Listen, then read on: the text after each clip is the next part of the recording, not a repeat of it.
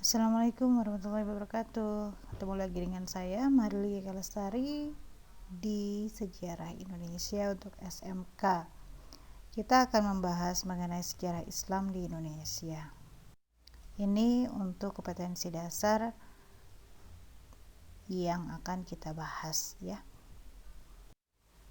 Dan ini sebelum kita memasuki sejarah Indonesia atau sejarah Islam di Indonesia, kita tentu harus tahu bagaimana Islam bisa menyebar sampai ke Indonesia. Ini mulai dari Mekah atau Madinah sampai nanti berakhir ke wilayah Nusantara. Ya, ini penyebaran Islamnya mulai dari pada zaman Nabi Muhammad sampai ke tahun 1700.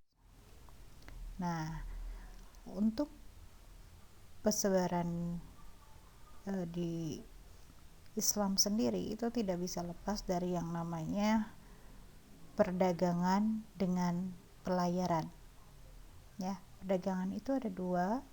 Ada perdagangan yang melalui darat yang disebut juga sebagai Silk Road atau jalur sutra, di mana orang-orang Cina itu akan melakukan perdagangan sampai ke Turki melalui jalur darat. Ya, Turkinya di sini adalah lebih tepatnya ke kota Konstantinopel.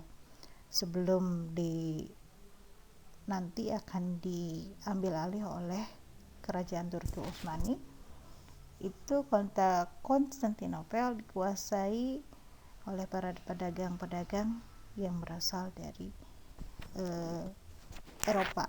Ya, banyak dikunjungi oleh orang Eropa. Tapi ketika Turki Utsmani sudah menguasai Konstantinopel, orang-orang Eropa sulit dan mereka enggan untuk melakukan perdagangan di Konstantinopel karena adanya peperangan ya yang sebelumnya, yakni adalah perang salib antara umat Kristiani dengan umat Muslim, sehingga yang menyebabkan ada ketidaksukaan dari orang Kristen atau orang Islam kepada khususnya orang Kristen kepada orang-orang Muslim. Nah, ini jalur pelayaran laut. Nah, pelayaran laut atau perdagangan melalui laut pun sama. Pasti semua akan datang atau singgah di Indonesia. Kenapa demikian?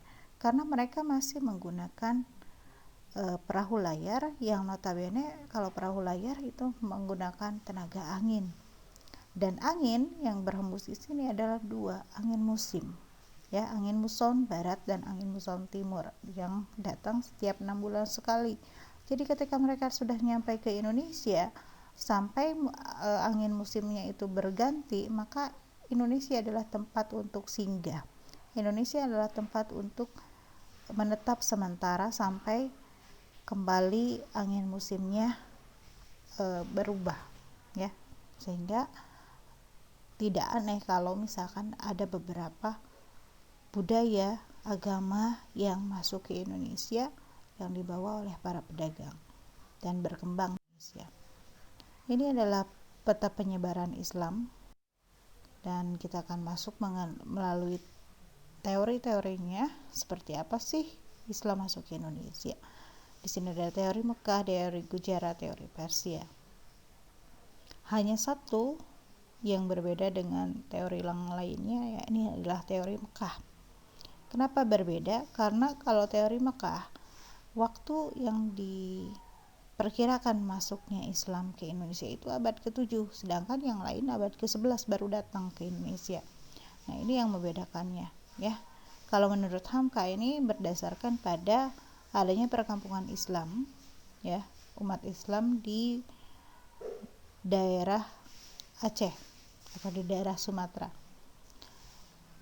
Nah, untuk kemudian ada teori Gujarat, ini tokohnya Makweta, ya. Ini berdasarkan dari kesamaan batu nisan. Nah, ini batu nisannya yang di atas antara di Indonesia dengan di Gujarat, ya. Bentuknya, kemudian kaligrafinya juga sama, ada persamaan. Kemudian kesamaan Mahzaz Syafi'i itu yang antara di Indonesia dengan di Gujarat. Ya, bentuk teori yang terakhir adalah Persia, tokohnya adalah Husain Jayadiningrat.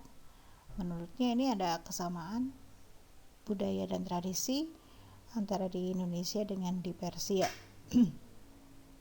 Salah satunya adalah tradisi 10 Muharram atau Asyura kalau di kita ya. Kalau di Sumatera Barat itu juga ada tradisi Tabut ya.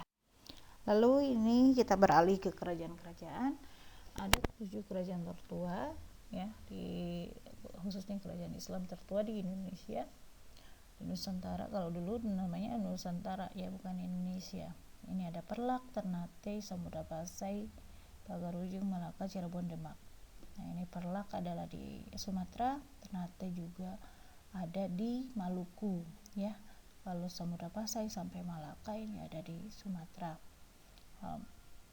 Kalau Malaka sebenarnya antara perpaduan dengan Sumatera dengan daerah Malaysia ya.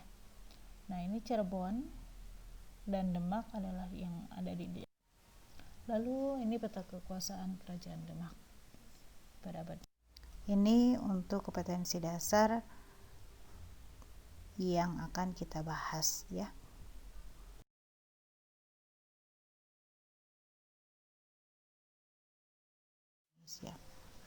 Ini adalah peta penyebaran Islam.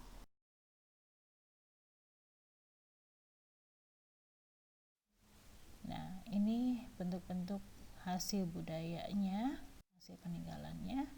Nah, kalau mengenai penyebaran Islam di Indonesia tentu tidak akan bisa lepas dari yang namanya Wali Songo ya. Wali Songo itu mereka melakukan penyebaran dengan cara damai melalui budaya dan sosial ya. Ada yang melalui wayang, ada juga yang langsung berdakwah, ada juga yang lainnya bentuk-bentuknya ya, disesuaikan dengan situasi dan kondisi dan bagaimana rakyat di daerah yang didatangi oleh para sunan tersebut. Nah, ini kerajaan Cirebon masih berdiri kokoh sampai sekarang, dan juga kerajaan Mataram Islam. Nah, ini kerajaan Mataram Islam merupakan salah satu kerajaan terbesar ya, terluas juga untuk wilayah atau untuk kerajaan-kerajaan yang bercorak Islam, yang nanti akan terpecah dengan adanya perjanjian Giyanti ya, membagi 2 wilayah, yakni Kesultanan Surakarta dengan Kesunanan Yogyakarta. Kesultanan Yogyakarta dengan Kesunanan Surakarta. Itu.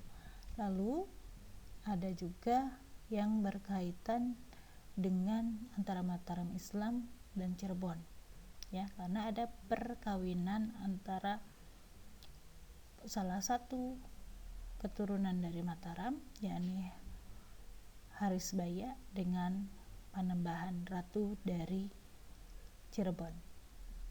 Dan ini nantinya akan berpengaruh dengan kerajaan Sumedang Larang, karena Ratu Harisbaya yang notabene adalah seorang istri dari Panembahan Ratu, istri kedua, walaupun istri kedua ya, dia terpikat kembali ke Pangeran Kesan Ulun atau Raja Sumedang pada saat itu ya, ketika datang ke Cirebon untuk melakukan kerjasama. Dan ketika pulang, akhirnya Harisbaya ikut ke sana, dan itu menyebabkan perang antara Sumedang Larang dengan Cirebon yang berakhir Harisbaya boleh ikut dengan Kesan Ulun, tapi sebagai gantinya kompensasinya adalah wilayah dari Sumedang, yakni Majalengka, masuk atau jatuh ke tangan Cirebon. Walaupun nanti pada akhirnya untuk Sumedang Larang sendiri masuk pada pasal atau negara bagian dari Mataram Islam. Oke, ini kerajaan-kerajaan yang ada di Indonesia, walaupun tidak semuanya ya, karena ya kalau semuanya termasuk seperti halnya Indonesia Sumedang Larang, kalau untuk yang kerajaan-kerajaan kecilnya pasti akan banyak. Terima kasih, sekian untuk pembahasan kali ini, walaupun masih agak singkat tapi mudah-mudahan bisa bermanfaat ya. Terima kasih. Assalamualaikum warahmatullahi wabarakatuh.